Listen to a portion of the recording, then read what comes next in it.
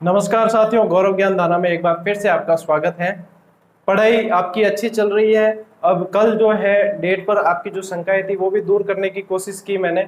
जहां तक हो सकता है मैं हर संभव प्रयास करता हूं कि आपको इन विवादों से बचाऊं और आपका ध्यान जो है सिर्फ पढ़ाई पर केंद्रित हो। लेकिन जो कुछ कमेंट्स से और कुछ जो है फोन के माध्यम से भी मुझे ये जानने को मिला, और ये हर प्रतियोगी की समस्या होती है। ये चीज मेरे साथ भी हुई थी कि सर याद नहीं रहता, या हम याद कर लेते हैं तो उस समय तो याद हो जाता है, लेकिन थोड़े दिन बाद हम वापस भूल जाते हैं और फिर प्रश्न जब सामने आता है तो वो उसका उत्तर जो है सही निकल के नहीं आ पाता है, और उसके बाद में हम वापस जो है हमारा जो स्तर वो गिरने लगता है, ऐसा महसूस होता है। हालांकि ये स्तर गिरता नहीं है, ऐसा महसूस होता है, क्योंकि ये मानव की प्रवृत्ति है। भूलना भी क्या है, ईश्वर द्वारा दिया गया, मनुष्य को दिया गया एक गुण है भूलना भी, जिसके बारे में मैंने एक और वीडियो में चर्चा भी की थी। तो आज जो है हम क्यों भूलते हैं, हम कहाँ गलती करते हैं जिससे हम लंबे समय तक याद नहीं रख पाते, और कौन सी गलतियां होती है जिस वजह से हम वो उस पर पकड़ नहीं कर पाते, उस विषय पे एक समय याद हो जाता है फिर भूल क्यों जाते हैं। तो उस बारे में आज अपन इसमें समझेंगे कि हमें और इसमें क्या सुधार करने की जरूरत है। तो ज्यादा समय व्यर्थ नहीं करते हुए एक एक पॉइंट के माध्यम से चलते हैं। सबसे पहला जो मैंने लिख रखा है वह है तुलना नहीं करना। तुलना किसकी किससे नहीं करना, तुलना अपनी आप की जो है दूसरों से नहीं करनी है। मान लीजिए आप कोई चीज पढ़ रहे हैं, दूसरा कोई चीज पढ़ रहा है, तो मानवीय प्रवृत्ति ये होती है कि पराई थाली में घी ज्यादा दिखता है, उसके तो घी ज्यादा है। अगर दो भाई है घर में और माँ जी को है खाणो डाल देला और या फिर कोई लाडू दे देला, तो छोटा छोटा बच्चा है नहीं, दो भाई बिन वही लागी कि थार लाडू मोटो है मेरे छोटो है। तो ये क्या होती है, तुलना करनी जो है अपनी अपने आप की किसी से तुलना करना आप बंद कर दीजिए। यही होती है सबसे मेन अपने जो तैयारी में बाधा होती है, वह ये होती है। क्या होता है कि हम तुलना करते हैं कि मैंने ये इतना पढ़ा और उसने भी इतना पढ़ा, उसे इतना ज्यादा याद है और मुझे याद नहीं है। उससे क्या होता है, अपन को जो याद है वह भी हम भूल जाते हैं, क्योंकि हमारे दिमाग में तो वही इंसान होता है कि उसको तो इतना याद है, मुझे ये याद क्यों नहीं है। तो अपने आप की तुलना किसी से नहीं करनी है। ईश्वर ने सभी को एक अलग विशेषता देकर भेजा है और आपके अंदर भी वह विशेषता है, बस अपन को जो है उसकी पहचान करने की जरूरत है। तो तुलना करनी बंद कर दीजिए, फिर आप देखेंगे धीरे धीरे धीरे धीरे कि आपके अंदर वह शक्ति पैदा हो रही है, वह सामर्थ्य पैदा हो रहा है कि आपको भी सारी चीजें याद रहने लग गई है। तुलना किसी से करनी नहीं है। सबकी अलग अलग चीज है, सबके अलग अलग पढ़ने का तरीका होता है, सबका अलग अलग पैटर्न है, सबका अलग अलग दिमाग है और अपनी अपनी मेहनत है। पता नहीं वो कितने घंटे मेहनत करता है, या वो जितने 4 घंटे ही पढ़ता हो लेकिन उसे ज्यादा याद रहता हो। तो हमें 6 घंटे में याद रहता था, हम 6 घंटे पढ़े, उससे 2 घंटे ज्यादा पढ़े, या कोई और अलग तरीके से। सबसे पहली बात, तुलना करनी आप बंद कर दीजिए। तो ये बीमारी जब निकल जाएगी आपके अंदर से, तो आप पाएंगे कि हमें ज्यादा याद रहने लग गया है, और आप फिर कहेंगे कमेंट के जरिए कि हाँ सर ये बात सही थी कि हमने जैसे तुलना करनी बंद की हमें 8-10 दिन में रिजल्ट मिलने लगा कि हमें भी याद रहने लग गए। कोई कुछ भी करे, अपन को तो वो करना है जो अपन को करना है, दूसरों की बातों में नहीं आना है। दूसरा क्या है, प्रश्नों पर राय नहीं। राय का मतलब ऐसा है कि हम जब पढ़ते हैं, ये गलतियां अमूमन होती है क्योंकि मैं इस दौर से निकला हूं, इसलिए मैं बता रहा हूं। जो अभी किसी गांव में जाएंगे यदि हम, तो जैसे मान लो कि मुझे सुमेरपुर से देसूरी जाना है, तो देसूरी जाना है तो मैं पहले पूछूंगा किसी को, जो देसूरी गया हुआ होगा उसको रास्ता पूछूंगा। डायरेक्ट किसी से पूछ लूंगा तो क्या मतलब, उससे पूछूंगा कि ये रास्ता सही जगह पर जाता है या नहीं, ये कौन से रास्ते से जाना चाहिए, कौन सा रोड सही है। बस वो आदमी कहे के अटू नहीं जानो बटू जानो, बट पेपर रोड है एकदम, ब्रेकर वेकर बिल्कुल कम, ट्रैफिक बिल्कुल कम, आराम में पहुंच जाओ और एकदम सही रास्ता, फिर हम जो है उस रास्ते पर जाते हैं। तो वैसे ही जो है इस आप स्पेशल जो है एग्जाम दे रहे हैं, रीट, इसको बहुत करीब से देखा और बहुत अच्छे से निकाला है, अच्छी रैंक से निकाला है। इसीलिए मैं बता रहा हूं कि ये जो है, मैं देखता था मेरे साथ में जो प्रतियोगी करते थे और उन्हें मैं ये चीज कहता भी था, लेकिन वे उस समय नहीं मानते थे और अब वो बचता रहे कि हमें जो है सर्विस करते हुए 2.5-3 साल हो गए और वे अभी भी जो है तैयारी कर रहे हैं। तो उसके पीछे उनकी गलतियां क्या थी, वो यही थी कि प्रश्न के प्रति जो है अपनी राय खुद बना लेते थे। मान लीजिए प्रश्न आया, कर्नल जेम्स टॉड के गुरु का नाम क्या था, यदि ज्ञानचंद्र। अब वो क्या करते कि अपनी राय खुद बना लेते, ये प्रश्न तो रीट में नहीं आएगा, ये तो बहुत ज्यादा डीप है, ये प्रश्न नहीं आएगा। या फिर कोई ऊपर का प्रश्न भी होता, या कोई पूछता है प्रश्न तो उसे भी हल्के में ले लेते, ये प्रश्न नहीं आएगा। अपन अपनी राय खुद बना लेते, ये प्रश्न नहीं आएगा, ये नहीं आएगा।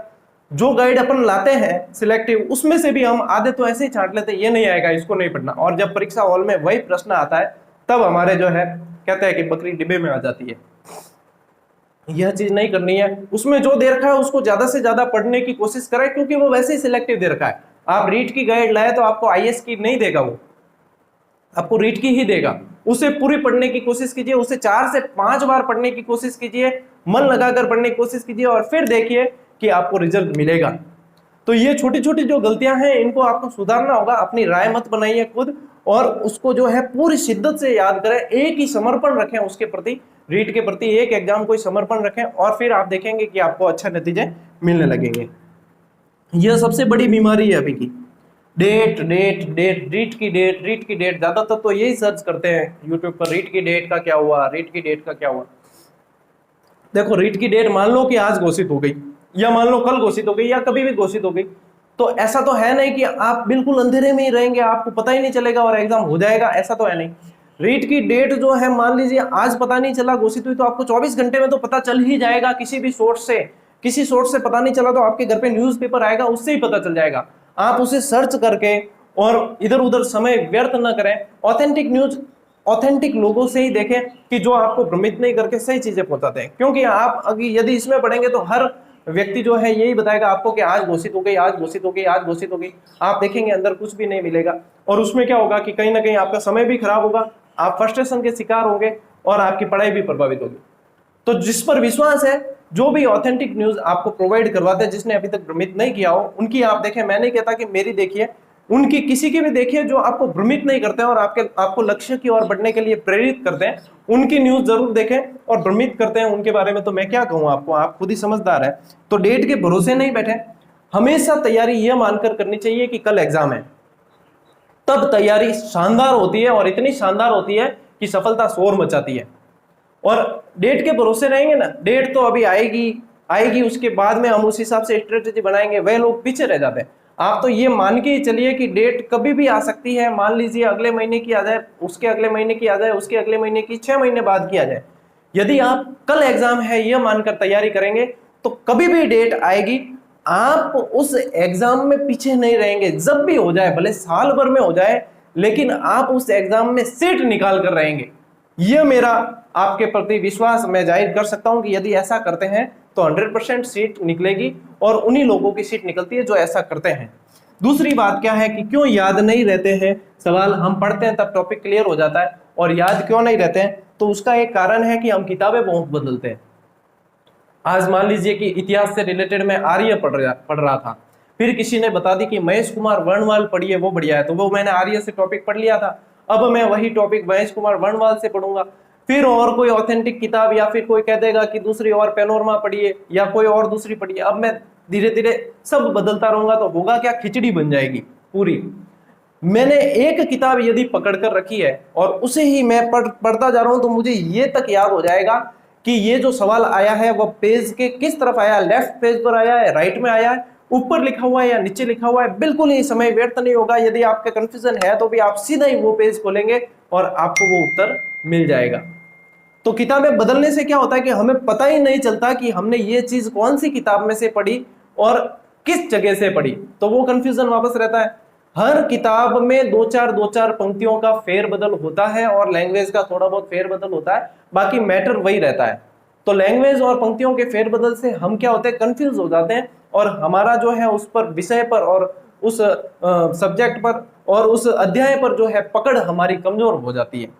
तो इस वजह से एक इस बीमारी को बाहर निकाल देना, किताबें बदलने की जो बीमारी है ये बहुत बड़ी बीमारी है।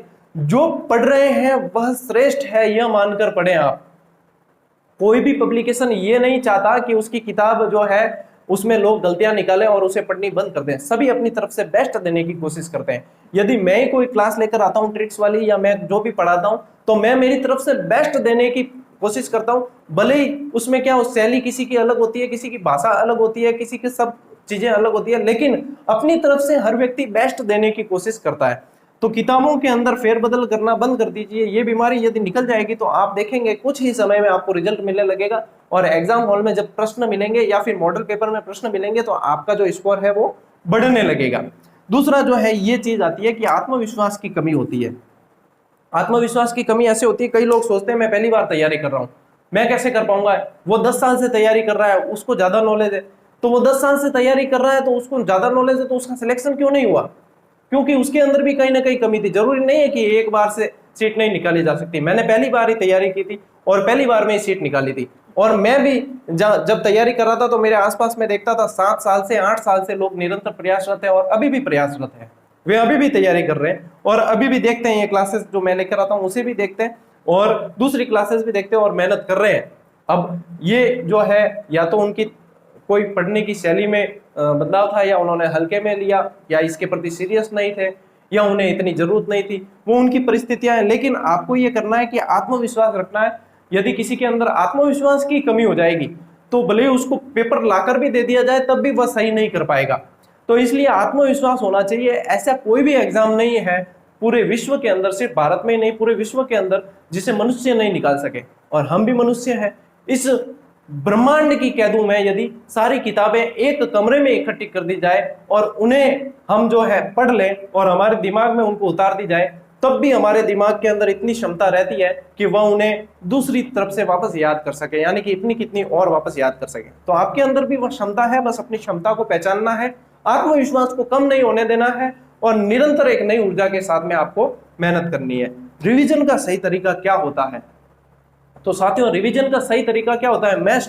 मोस्ट इंपॉर्टेंट जो पॉइंट है वह यही है कि हम रिवीजन का तरीका क्या होता है, हमें रिवीजन कब करना चाहिए।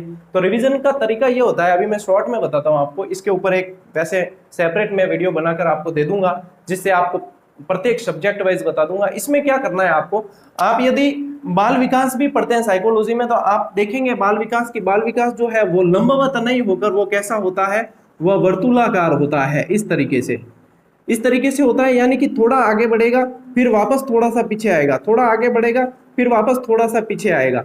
तो उसमें क्या होता है कि हमने मान लीजिए कि एसएसटी में हमने हड़प्पा सभ्यता पढ़ ली, इसके बाद में हमने पढ़ा वैदिक काल, हम अभी क्रमशः चल रहे हैं।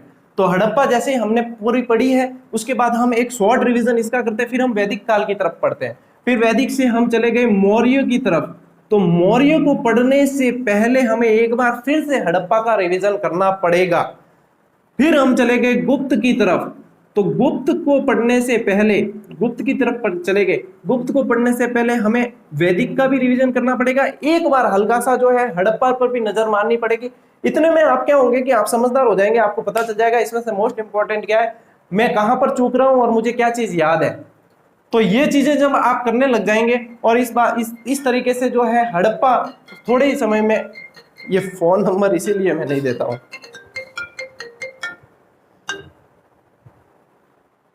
असुविधा के लिए खेद है। तो क्या होता है कि इसमें हड़प्पा जैसे आप पढ़ रहे हैं तो हड़प्पा का वापस 3 दिन में मान लीजिए रिवीजन का नंबर आ गया, फिर वापस 5-6 दिन में नंबर आ गया, फिर 10 दिन में नंबर आ गया। तो ये जो है बिल्कुल कंठस्थ होती चलेगी। पीछे वाली यूनिट जो है जैसे जैसे रिवीजन होगा वैसे वैसे ये कंठस्थ होती हुई चलेगी आपके यूनिट्स। और उसके बाद आप देखेंगे कि जैसे कहीं से भी प्रश्न आ जाए तो आप उसमें चूकेंगे नहीं। तो ये जो है रिवीजन आपको करते हुए चलना है। एक साथ यदि रिवीजन करना जाएंगे, आप पूरा इतिहास पढ़ लिया एक साथ, फिर एक साथ रिवीजन करने जाएंगे तो ढाक के 3 पात वही स्थिति रहेगी आपके साथ, सदैव एक जैसी स्थिति रहेगी कि वो आपको याद नहीं होंगे।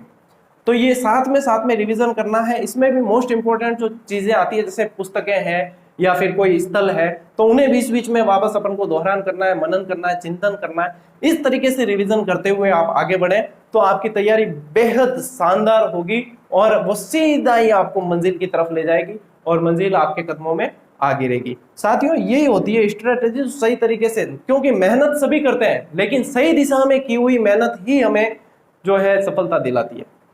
तो ये मैं देख रहा था कि काफी लोग परेशान हो रहे हैं। 1-2 बहनों का भी फोन आया था मेरे पास कि सर ये समस्या हमारे साथ रहती है, इसका कोई इलाज बताइए। ये हम पढ़ते तो खूब है लेकिन हमें याद नहीं रहता, तो उसके पीछे क्या कारण है? तो उसके पीछे साथियों यही कारण है, निष्कर्ष यही है कि आपके ये कमियां हैं, इन कमियों को दूर निकाल दीजिए। ये सभी प्रतियोगी की कमी रहती है। कोई कहता है कि नहीं मेरे अंदर ये कमी थी नहीं कभी, तो वह गलत है। ये सभी प्रतियोगी की कमी रहती है और इन पर जो है धीरे धीरे सुधार कर लेते हैं तो फिर हम देखते हैं कि उनके जो है रिजल्ट काफी अच्छे देखने को मिलते हैं। अब साथियों बात करते हैं कि आगे की क्लासेस अपनी क्या रहनी चाहिए। तो अभी चित्रकला का एक पार्ट मैं कल डाल दूंगा जो बाकी है उसमें, फिर उसके बाद में यदि आप साइकोलॉजी पढ़ना चाहते हैं, अब अपन क्या है, एक विषय को पकड़ के चलेंगे और उसको पूरा करने के बाद में दूसरा विषय पढ़ेंगे। तो यदि आप साइकोलॉजी पढ़ना चाहते हैं तो मुझे कमेंट के जरिए बता देना, मैं कल एक पोल भी क्रिएट कर दूंगा, उससे मुझे पता चल जाएगा। साइकोलॉजी पढ़ना चाहते हैं तो मैं साइकोलॉजी शुरू कर दूंगा फिर से। साइकोलॉजी अपनी पूरी की पूरी ट्रिक से चलेगी, सरल तरीके से, सारे उदाहरण के साथ में। आपने विस्तृत सब जगह पढ़ चुके हैं, लेकिन अब जो है अपन ट्रिक से चलेंगे और जो चीज पूछी जाती है उस पर न ज्यादा कम और न ज्यादा पढ़ेंगे, उस हिसाब से चलेंगे। और आप देखेंगे कि उसमें काफी प्रश्न जो है आपको सरल तरीके से मिल जाएंगे और काफी जो है आपके हेल्प लग जाएगी। तो यदि साइकोलॉजी पढ़ना चाहते हैं आप निरंतर, तो मुझे एक बार कमेंट करके बता देना, मैं पोल भी क्रिएट कर दूंगा, उसमें भी बता देना आपकी साइकोलॉजी ही पढ़ना चाहते हैं आप निरंतर। तो अपन 1 महीना जो है साइकोलॉजी चला लेते हैं और उसमें जो है आपकी साइकोलॉजी, क्योंकि सभी के हैं साइकोलॉजी, फर्स्ट लेवल वालों के भी है, साइंस वालों के भी है, आर्ट्स वालों के भी है, सभी के हैं। तो साइकोलॉजी एक बार अपन शुरू कर देते हैं, फिर से साइकोलॉजी जैसे ही खत्म हो जाएगी फिर एसएसटी और इनके टॉपिक्स वापस से शुरू कर देंगे। और बीच में यदि कोई फैकल्टी अरेंज हो जाती है तो मैं आपके जो है लैंग्वेज भी स्टार्ट करवा दूंगा। अभी कोरोना के हिसाब से फैकल्टीज अरेंज नहीं हो पा रही है, तो जो भी निःशुल्क पढ़ाने के इच्छुक होंगे उनसे संपर्क करके और आपके बढ़िया क्लासेस शुरू करवा दी जाएगी। तो एक बार मुझे बता दीजिएगा, मेरी भी इच्छा है कि मैं साइकोलॉजी आपको कवर करवा दूं एक बार सरल तरीके से, जिसमें परिभाषाएं पूरी शॉर्ट ट्रिक से दे दूंगा, मैं आपको सारे उदाहरण दे दूंगा जो जिसमें बनते हैं, अधिगम और इनके सिद्धांत में करवा चुका हूं। तो जिसने जो नए हैं वे भी देख लें एक बार, प्लेलिस्ट में जाकर साइकोलॉजी की काफी क्लासेस मैंने डाल दी है, 2-3 यूनिट डाल चुका हूँ, और व्यक्तित्व की कुछ बाकी है वो मैं शुरू कर दूंगा इससे। तो एक बार आप देखें और बता दें मुझे कि क्या करना चाहिए, ताकि मुझे भी पता चले कि आपको आगे किस तरह की क्लासेस चाहिए।